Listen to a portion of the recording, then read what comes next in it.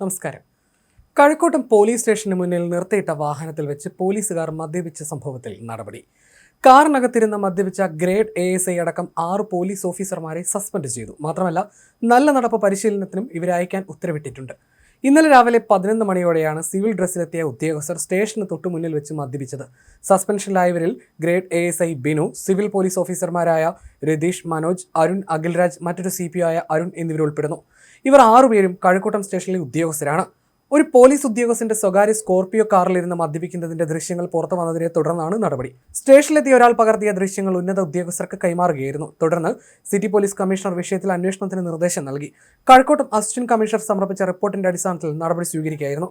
മദ്യപിച്ച ശേഷം ഇതേ വാഹനത്തിൽ വിവാഹ സൽക്കാരത്തിനായി ഇവർ പോയതായും വിവരങ്ങളുണ്ട്.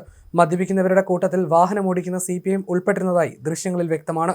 പോലീസ് ഉദ്യോഗസ്ഥരുടെ ഭാഗത്തു നിന്നുണ്ടായ ഈ പ്രവൃത്തി ഒരിക്കലും അംഗീകരിക്കാനാവാത്തതാണെന്നും ഗുരുതരമായ വീഴ്ചയാണെന്നും അന്വേഷണ റിപ്പോർട്ടിൽ പറയുന്നു.